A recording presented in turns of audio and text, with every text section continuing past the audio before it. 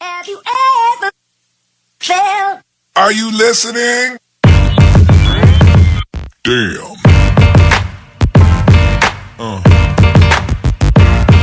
Yeah. Yeah. Assalamualaikum.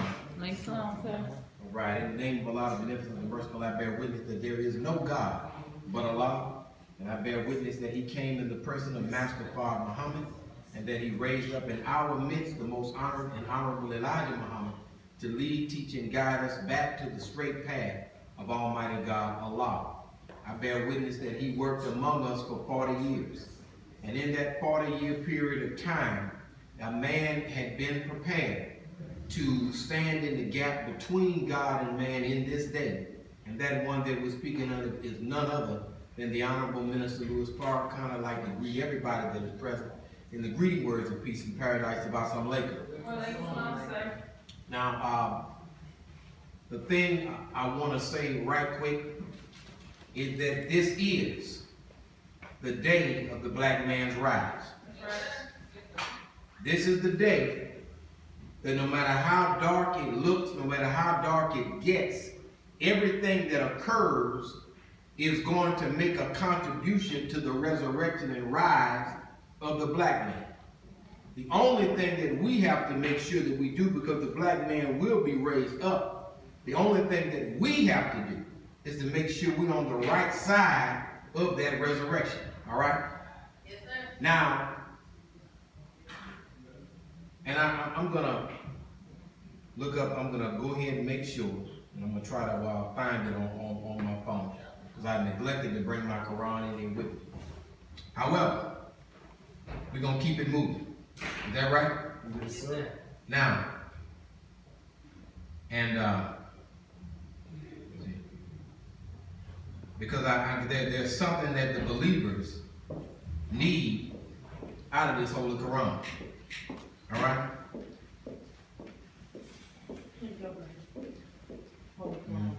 Oh, well, thank you. Thank you so much. This happens to be a Holy Quran, ain't that something? The Bible says, seek and ye shall find, right? Knock and the door shall be opened unto you, right?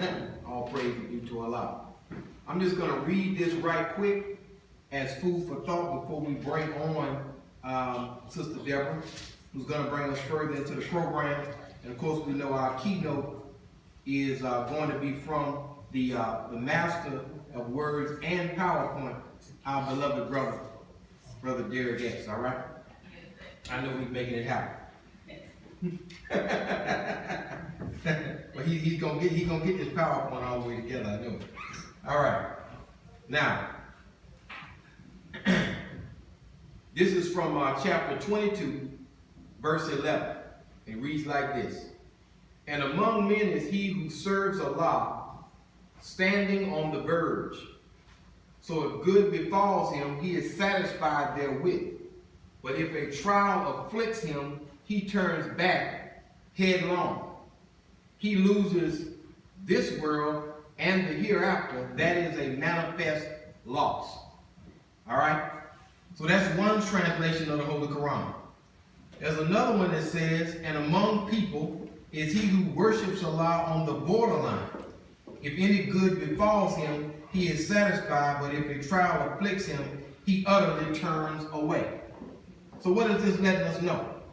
Some of us are fair weather friends with each other, and some of us are fair weather friends when it comes to God and the trials that we may go throughout life. But what we gotta be is a person that sticks with the God, sticks with our people no matter what. Yes, sir. We can't be somebody that's serving on the verge, that's only happy if things are good. Everybody can walk with somebody in the cool of the day. It's easy to walk with the Honorable Louis Farrakhan in the cool of the day. But what happens when it gets hot? What happens when things get rough, get shaky? You find that people begin to fall away once that pressure gets put on them. Yeah. The other thing I'm going to say is that Martin Luther King experienced the same thing.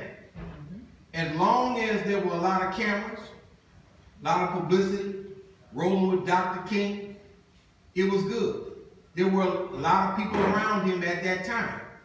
But once he spoke out against the Vietnam War and the assault came down on him, when he was assassinated, there were only a few people there at the hotel room. Is that right?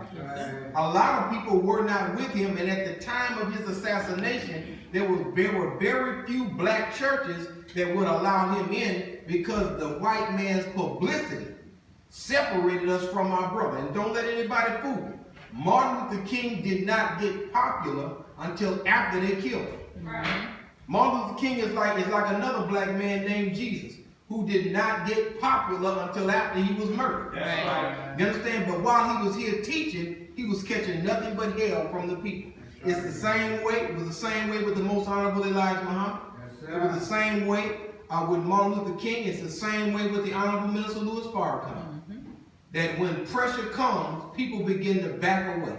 Yeah. Now, I was looking on Facebook today, and I could tell that the regional minister was a little upset when he went live, because he had cultivated what he believed was a relationship with somebody who he had common issues with, commonality with, a brother who he helped to make into a political figure, Brother Al Green.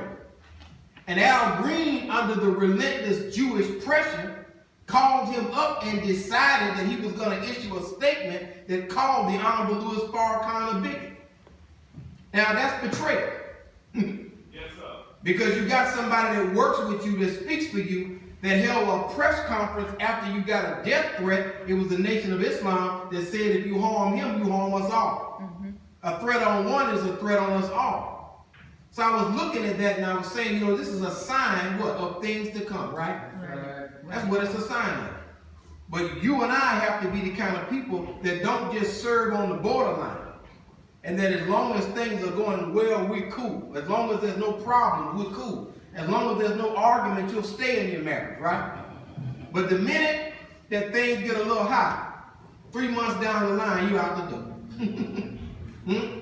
After you spend all that money and stood in front of that preacher and spent all that money. That's right. And there you are. You understand? And life is like that. You're going to have trials. You're going to have ups and downs. That's right. Now at this time, Mosque number 65, we're dealing with some things. Brother Rashid's queen just passed. May Allah be pleased with her, and I'm sure he is.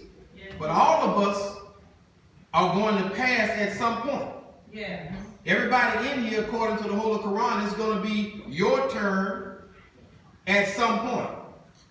The question you want to know is, what are you going to leave behind as a testimony of who you are and who you were to the God and to his people once you are gone? Right. Like the man said yesterday, there's a start date, an end date, and a dash. And right now, all of us are working on that dash, right? So we all have to do some things to where we connect ourselves to the eternal principles of righteousness. Therefore, we live forever in those principles. Sister Linda was such a sister. That's right. Okay? That's right. For real. And the bottom line of it is, to the end, her faith was in Allah. Yes, sir. And that's how you want to end. You want your faith to be in the Almighty God. Yes. No matter what happens and no matter what he allows, we all want to be the kind of people that love him no matter what. Right. And when you see a believer with faith like that, it really is inspiring. Yes. No matter what people think, it was really inspiring to see that kind of faith to the end. And that's how we got to run this race. Yes, we can't run this race like a punk.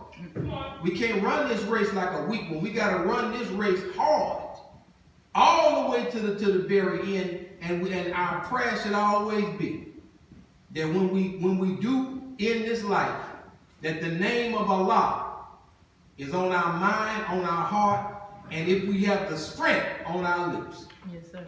That's the finest way that we can possibly leave this earth. That's right. With faith in Almighty God Allah. That's right. Because it was an enemy that sought to strip our faith in the real God. That's right. Who changed our name and changed our God and changed our religion. That's right. And now we are embracing our real name, embracing our real God, embracing our real religion after being robbed of it over 460 years ago. That's right. That's right. You understand? And so when we work so hard to get it back, we can't let it go because of a little pressure.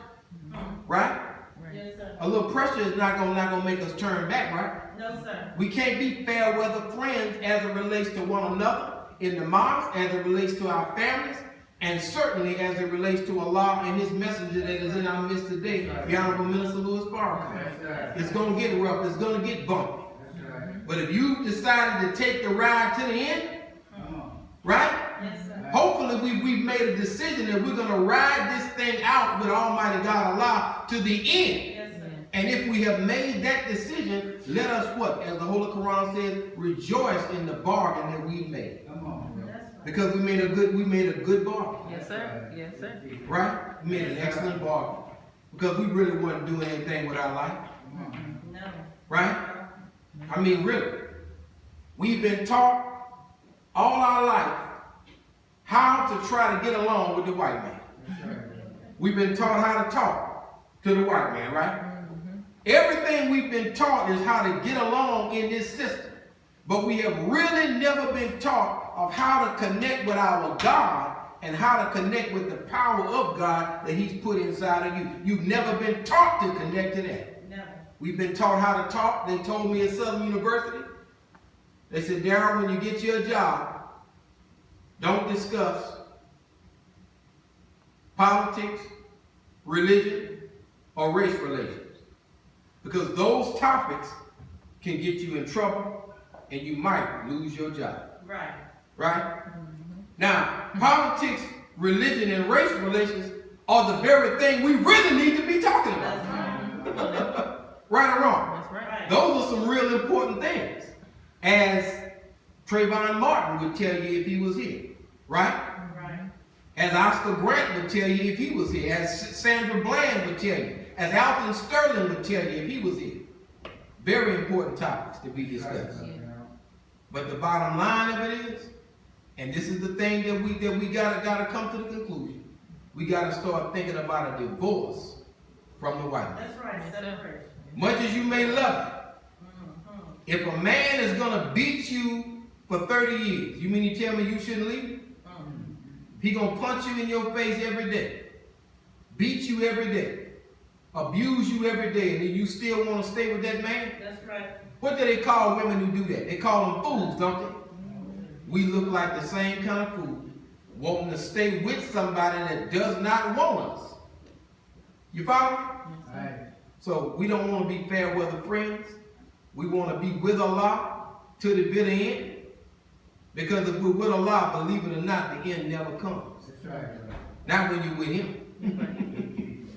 Like KRS-One said, we're going to be here forever and ever and ever and ever and ever. We will be here, right?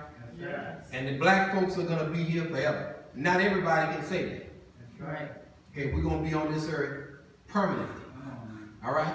Yes, sir. And so I wanted to lay that out. Just a little verse to elucidate the situation, because we all are going through something. Yes. If you stood up in here and said that you wanted to serve Allah, Allah's going to always try you Right. to see if you were real in what you said, right? Right. If you say you love a woman, that woman going to try you. Yes. She want to know, are you real? Do you really love her? Right? Right. And that's the same thing with God. He wants to know, do you really love me? Are you really dedicated to my cause? Come on, brother. So He's going to send trials into your and my life to manifest what's in us so that we can purify ourselves and serve Him better. That's right. Are you listening? Damn.